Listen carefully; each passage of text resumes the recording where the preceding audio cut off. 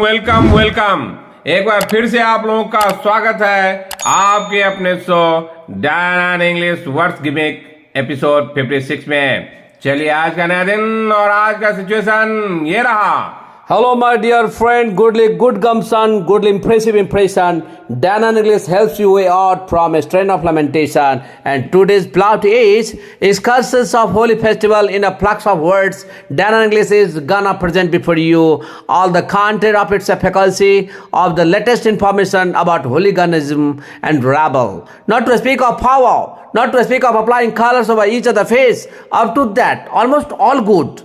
Almost good, but not at any cost. We can say zeroing is right. देखिए मैं पहले ही बताया था कि ये जो मेरा 3-4 ये 5 एपिसोड जो रहेगा वो होली पे ही आधारित रहेगा। ये सिचुएशन फिर से होली पे आधारित और इसमें जितना भी वर्ड हम यूज किए। चलिए शुरुआत करते हैं इसका एक्सप्लेनेशन विथ एग्जांपल। और आज का पहला वर्ड ये रहा, That is excursus.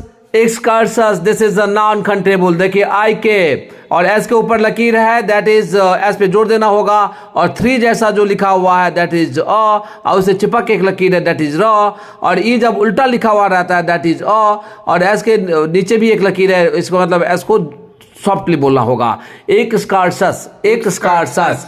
स्कार्सस this is non countable. इसका मतलब एंड्स एंड आर्ट्स एक्सप्लेनेशन या डिस्कशन। माने आपका जो डिटेल जो एक्सप्लेनेशन किसी को बोलेंगे तो उसी को हम बोलेंगे एक्सकर्सस। जैसे पहला एग्जांपल देखिए, the excursus regarding Baba bulldozer. मेरा ये कहना है कि बाबा बुलडोजर जो योगी आदित्यनाथ जी के बारे में जो डिटेल जो नॉलेज है आप कहीं भी पा सकते हैं, क्योंकि आजकल वो बहुत ही बर्निंग पॉइंट है। इनका जो नेम जो है सबसे प्रोमिनेंट नेम है और कहीं भी आप पा सकते हैं, इसलिए मैं बोला the excursus regarding Baba bulldozer. And second example of this non countable, BJP came to fore with its excursus about north eastern states development. जैसे मैं ये बोलना चाहा कि बीजेपी जो है कि जब अपने ये सामने आया नॉर्थ ईस्टर्न स्टेट में, जो कि खास करके जो अरुणाचल है, जो त्रिपुरा, ये सब जो स्टेट जो जहां पे अभी इलेक्शन भी हुआ है, उनके डेवलपमेंट से रिलेटेड क्या काम हुआ नहीं हुआ उसका पूरा डिटेल के साथ बीजेपी सामने आया,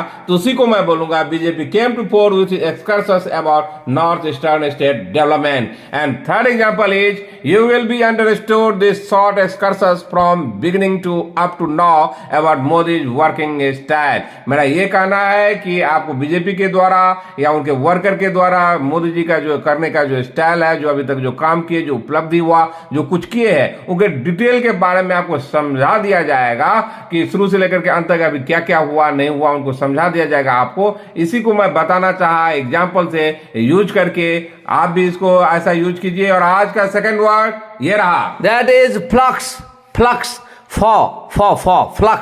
देखिए ये पेट कटा हुआ ए दैट इज अ, तो देखिए फ नहीं बोलिएगा, फ बोलेगा। Flux this is non uncontrollable change, always continuous change, जो हमेशा बदलता रहता है या किसी चीज का प्रवाह हमेशा चलता रहता है, जो कंटिन्यूटी में होता है। मान लीजिए आप चेंज ही करते तो लगातार हो रहा है, कोई आ ही रहा है तो लगातार आ रहा है, उसी को हम बोलेंगे फ्लक्स। जैसे पहला एग्जांपल देखिए, डायन इंग्लिश नो मोर नॉ in the state of flux at this time. मैंने हम लोग का ये कहना है कि डायन इंग्लिश जो मेथोडोलॉजी अभी ऑप्ट किया है, जो अभी अपनाया है, जो हम लोग यहाँ कर रहे हैं, जो इसको लागू किए हैं, जिसके आधार पर हम अभी पढ़ा रहे हैं, उसको चेंज करने के मूड में हम लोग ऑल टुगेदर बिल्कुल भी नहीं है, क्योंकि इसे परिणाम भी बहुत अच्छा आता है। कितना भी आदमी आया, कितना इंस्टीट्यूट का आदमी हम लोग को आया, थोड़ा दवा भी बढ़ाया, थोड़ा चेंज कीजिए, क्योंकि आप यहाँ पे 45 डेज में ही सब कुछ कर देते हैं, लेकिन दूसरी जगह तो 6 मंथ में होता है। तो थोड़ा तब्दील कीजिए, थोड़ा इसको चेंज कर दीजिए, पैसिव को चेंज कर दीजिए। लेकिन नहीं, हम लोग भी डिटरमाइन है, इसलिए मैं बोला कि डायन इंग्लिश इज नो मोर नॉ in the state of flux at this time.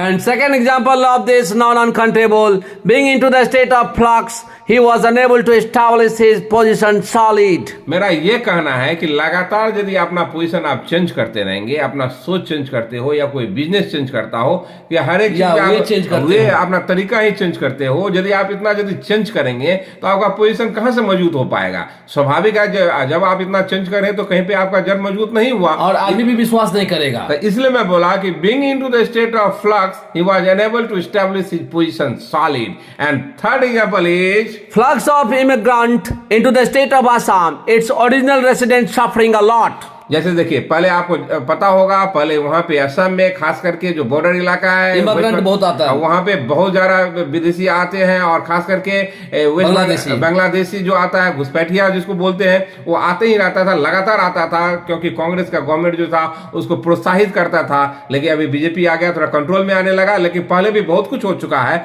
इसलिए क्या हुआ कि वहाँ का जो ओरिजिनल जो रेसिडेंट जो वहाँ का निवासी है, उनको बहुत ज्यादा दिक्कत का सामना करना पड़ा, क्योंकि आप जैसे जानते हैं कि रिसोर्स फिक्स है, और उसमें यदि बहुत सारा आदमी आ जाएगा तो फिर बंटवारा होगा, तो उनको सुविधा मुहैया नहीं हो पाएगा। क्या हुआ, इमिग्रेंट ज्यादा हो गया और ओरिजिनल जो है रेसिडेंट वो कम हो गया। तो इसलिए मैं बोला कि इसलिए उनको दिक्कत होने लगा जो ओरिजिनल आदमी को। इसीलिए मैं एग्जांपल पे बताना चाहा और यूज करके फ्लक्स का। और आज का थर्ड वर्ड ये रहा, दैट इज कांटूर। कांटूर देखिए, के ऊपर लकीर है, इसका मतलब के पे जोड़ देना होगा। ए के आगे दो बिंदी है, this is a you means ऊ, तो पढ़ेंगे कांटूर। कांटूर ये नॉन कंटेबल है, इसका मतलब होता है boundary line, shape of a mass of land means सीमा, सीमा रेखा या लकीर, ये सब जो बोलेंगे जिसके बाउंड्री हो, मान लो कोई शेप है तो उसका जो बाउंड्री होगा, या कोई देश होगा उसका जो बाउंड्री है, या कोई लाइन आप लिखे हो या राइटिंग में ही हो तो उसको भी हम बोलेंगे कांटोर। जैसे पहला एग्जांपल देखिए, our home minister Amit Shah understood the control of J K in well manner. जैसे आप ये भी आप भी बोलेंगे, और आप भी मैंने अमित शाह जी को आप सब उत्साह बढ़ाया, सब चावसी भी दिया, बोले कि बहुत ही अच्छा काम किए। मुझे लगता है सरदार वल्लभ भाई पटेल के बाद यदि कोई भी होम मिनिस्टर अच्छा बने तो ये अमित शाह जी हैं, जो कि पूरा करेजियस स्टेप लिए, और उनको सब मालूम था कि जम्मू कश्मीर का जो सीमा रेखा क्या है नहीं है, उसे पूरा वर्क किए थे, डिटेल किए थे। इसलिए 370 हटाए भी, और अभी जो पूरा अभी जो काम चल रहा है वह बहुत ही अच्छा चल रहा है। इसलिए मैं बोला our home minister Amit Shah understood the control of Jammu Kashmir in well manner. And second example of this non control, our soldiers are capable to guard the control of our motherland. जैसे आप जानते हैं हम लोग का जो सैनिक जो है बहुत ही साहसी होते हैं, पूरा देशभक्त होते हैं, और अपना जो जगह है, जो अपना जो सीमा रेखा है, उनको रक्षा करने में बहुत ही सक्षम है, पूरा जान लगा देते हैं। इसलिए बोला कि our soldiers are capable to guard the control of our motherland. And third example is he studies the controls of his beloved. मान लीजिए वो जो है वो ऐसा लाइन कोई पढ़ा जो उनका जो कोई चहेता आदमी होगा उनके द्वारा जो लिखित था, उस लाइन को पढ़ा तो बहुत ही अच्छा लगा। इसलिए मैं बोला he studies the control of his beloved. और आज का फोर्थ वर्ड ये रहा, दैट इज होलिगनिज्म। होलिगनिज्म देखिए, एच के ऊपर लकीर है, इसमें एच पे जोड़ देना होगा। यू के आगे दो बिंदी है, दिस मीन्स दुर्गु मीन्स लंबा करके बोलना होगा। एल आई मीन्स ली, और जी ई जब उल्टा लिखा हुआ है दैट इज अ, और जी मीन्स होता है ग, और आई मीन्स हर्षी, और जेड मीन्स होता है ज। मीन्स टंग को पीछे वाले नीचे वाले दांत को पीछे चिपका के और हवा के साथ घर्षण के साथ हवा निकाली जाए, ज ज ज। तो क्या पढ़ेंगे, होलिगनिज्म। होलिगनिज्म that is non uncontrollable, इसका मतलब violent person's behavior cause great damage, means गुंडागर्दी, बदमाशी। तो वो जो करता है, जो बहुत तोड़फोड़ करता है, उग्र जो भीड़ सब जो रहता है, उसी को हम बोलेंगे होलिगनिज्म। जैसे पहला एग्जांपल देखिए, मेंबर्स ऑफ आम आदमी पार्टी आर एक्यूज्ड ऑफ होलिगनिज्म। जैसे मान लीजिए कहीं पे कुछ घटना हुआ हो, खास करके दिल्ली में, क्योंकि वो पावर में है, वहां पे जो कुछ घटना हुआ, जो तोड़फोड़ हुआ, जैसे आपको पता ही है बहुत सारा इंसिडेंट इस बीच में हुआ भी था दिल्ली में, उसके पीछे जो बोला गया था कि आम आदमी पार्टी का जो वर्कर है उन्हीं का गुंडागर्दी था, इसलिए इतना चीज हुआ। तो मैं एग्जांपल पे देने की कोशिश किया। And second example of this non uncountable hooliganism of regional party indeed a lot in India. जैसे देखिए इंडिया में खास करके देखेंगे जो क्षेत्रीय दल जो होता है, जो किसी मैंने स्टेट में खास जो पार्टी होता है, वो बहुत ही ज्यादा उग्र पाथी मचाते रहता है, और तोड़फोड़ भी बहुत ज्यादा करता है, और गवर्नमेंट को क्षति भी बहुत पहुंचाता है, गवर्नमेंट के संपत्ति को बहुत क्षत करता है। इसलिए मैं बोला कि hooliganism of regional party indeed a lot in India. And third example is hooliganism is not good at all. ये जो गुंडागर्दी करना, जो उग्र व्यवहार करना, किसी को क्षति पहुंचाना, ये रियल में बहुत ही अच्छा काम नहीं होता है। यही मैं एग्जांपल से बताने का कोशिश किया। Hello my dear friend, do you want to get a quantum leap? Do you want to get no holds barred positive thought? Those who came into Dan and English with the intention of scratching the surface, even they go back by taking a fellow feeling and English type grace. It is keen interest which compels you to be the part of Dan on English. It is Dan on English which saves you from becoming dregs of society and rubbish. चलिए आज का 6th word ये रहा, That is latest, that is देखिए L के ऊपर लकीर है, इसका मतलब एल पे जोड़ देना होगा. ई आई मिस होता है ए ई, और टी आई के आगे टी मिस लेटेस्ट. क्या पढ़ेंगे? लेटेस्ट. दिस इज एडजेक्टिव, इसका मतलब है रिसेंट, मॉडर्न, न्यूएस्ट, मिस अभी का, हाल फिलहाल जो नया जो रहता है, जो आजकल जो मॉडर्न ट्रेंड भी चलता है, उसी को बोलेंगे latest. First example of this adjective, an attractive shoulders batch, really the latest fashion of Daniel and Anil. मैं ये बोला कि शोल्डर जो रहता है उस पे जो बैच आता है वो खास करके अभी हम लोग का जो मैं अनिल और मेरे एल्डर ब्रदर डैनियल, उन लोग का जो फैशन का लेटेस्ट फैशन है, हम लोग का मॉडर्न फैशन है, रिसेंट फैशन है, न्यू फैशन है, उसको बोलेंगे लेटेस्ट फैशन. तो इसलिए मैं बोला, मैं इस एग्जाम्पल में दिया, और मैं पहले भी बोला कि मैं जो एग्जाम्पल दूंगा आसपास का दूंगा, अपने आसपास घटित होता है वही दूंगा. खास क्या है कि हम दोनों भाई का लगाव सेना के प्रति, और खासकर सुभाष चंद्र बोस और जो सो कॉल बड़े नेता को देखता हूं, जब वो पहनते हैं तो हम लोग भी बहुत प्रभावित हुए और हम लोग भी फॉलो किए, और वो चीज़ चाहते हैं कि क्योंकि वो इससे शो करता है कि हाँ हम भी कहीं ना कहीं अपने देश के लिए कुछ कर रहे हैं. चलिए आज का second example is Dan and English has come amidst you all with the latest information and technique of English. जैसे मैं बोला कि Dan English का जो टेक्नोलॉजी है बहुत ही नया है, अलग है, और भीड़ से भी अलग है, और इसलिए तो हम लोग केवल कुछ ही चंद दिनों में धारा प्रवाह अंग्रेजी बुलवा पाते हैं. इसलिए मैं बोला Dan English कुछ नया और अलग, भीड़ से हट के कुछ टेक्नोलॉजी लेके आया है मार्केट में. एंड और जब ये इडियम्स होता है जिसका मतलब होता है एट द वेरी या at the latest. This is idiom. At the latest means होता है for emphasizing something must happen और डन विद इन टाइम. मतलब कुछ भी करने के लिए टाइम के पहले या टाइम के अंदर या टाइम पे, मतलब कुछ जो टाइम फ्रेम जो सेट किए हैं उसके अंदर में सब कुछ होना चाहिए. उस समय जो आप उसको आप जोड़ देंगे वहीं पे बोलेंगे एट द लेटेस्ट. जैसे पहला एग्जांपल देखिए, Dan and English makes you fluent within 45 days at the latest. मेरा ये कहना है कि Dan and English जो मैक्सिमम से मैक्सिमम जो उनका जो टाइम है 45 डेज, उसके अंदर आपको धारा प्रवाह अंग्रेजी बुलवा देगा और लिखने में कोई दिक्कत नहीं होगा, grammar tip of the tongue हो जाएगा. इसलिए मैं बोला Dan and English make you fluent within 45 days at the latest. And seventh word of this show, that is powwow. powwow, देखिए पी के ऊपर लकीर है, इसका मतलब पी पे जोड़ देना होगा. ए यू मीन्स होता है औ, और डब्ल्यू ए यू मीन्स औ.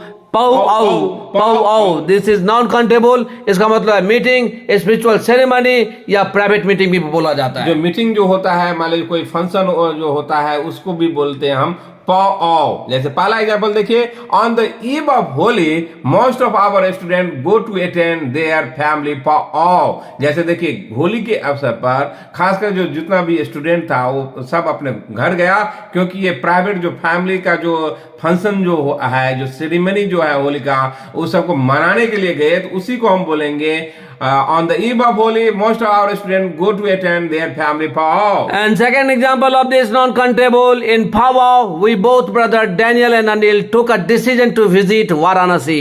फिर से मैं बोल रहा हूँ कि हम दोनों भाई डैनियल और अनिल जो आप मीटिंग में ये डिसीजन लिए कि हम लोग को वाराणसी घूमने के लिए जाना चाहिए, हम लोग डिसीजन लिए. यही मैं बताने का कोशिश किया. इससे पहले दोस्त आप बहुत ही हल्का वर्ड यूज करते होंगे, लेकिन आज से यूज कीजिए पाव का. And third example is respected chief minister Yogi Adityanath ji took a decision in recent पाव to demolish the building of hooligan. जैसे आप जानते हैं कि योगी आदित्यनाथ जी का ये हार्ड एक्शन, बहुत ही कड़ा डिसीजन लेते हैं और बोले कि जो भी कोई भी सरकारी संपत्ति को कोई नुकसान करेगा उसे घर को ही हम गिरा देंगे, उससे ही वसूल करेंगे. तो यही मैं बोला कि रेस्पेक्टेड चीफ मिनिस्टर, ये जो अभी जो हाल फिलहाल में डिसीजन लिए, मीटिंग में डिसीजन लिया गया योगी आदित्यनाथ जी के द्वारा कि उसको घर को गिरा दिया जाएगा. Next word of this show, that is rebel.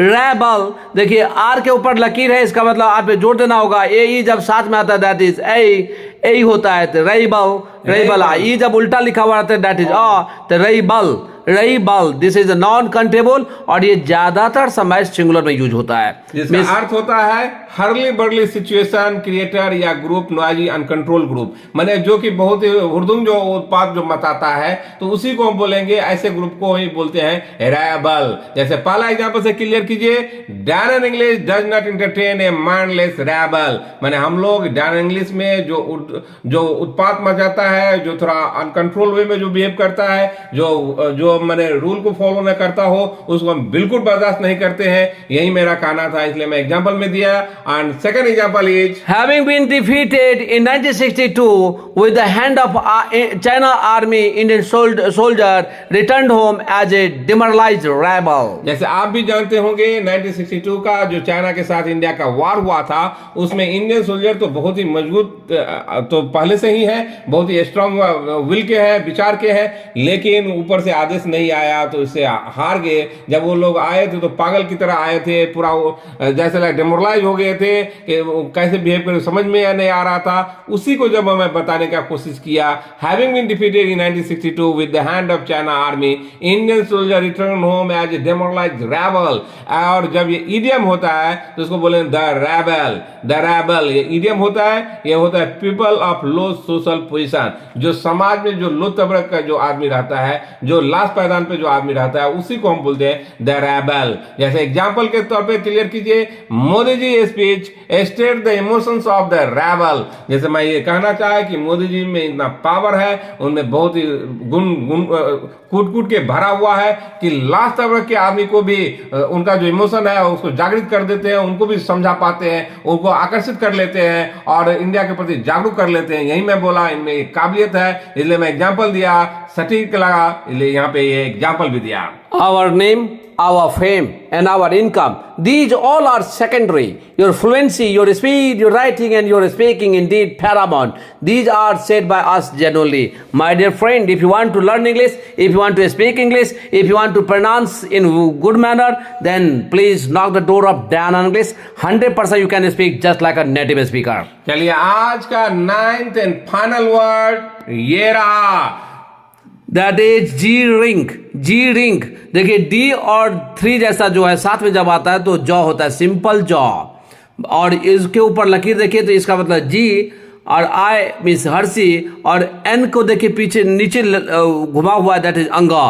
तो क्या पढ़ेंगे, जी रिंग। ये नॉन अनकंट्रेबल है, इसका मतलब होता है insults, show no respect to them, मतलब माने किसी को भी आप इंसल्ट कर देते हैं, अपशब्द बोल देते हैं, कोई रिस्पेक्ट नहीं दिखाते हैं, कोई सम्मान नहीं देते हैं, उसी को हम बोलते हैं जीरिंग। जैसे पहला एग्जांपल से क्लियर कीजिए, jeering to elder not allow in civilized society. जो मान लीजिए जो अच्छा सोसाइटी है, जो हम लोग जो समाज में रहते हैं, इसमें अभद्रता जो है, जो किसी को बड़े को आप यदि रेस्पेक्ट नहीं देते, ये बर्दाश्त नहीं किया जाता है। इसलिए मैं बताने का कोशिश किया, jeering to elder not allow in civilized society.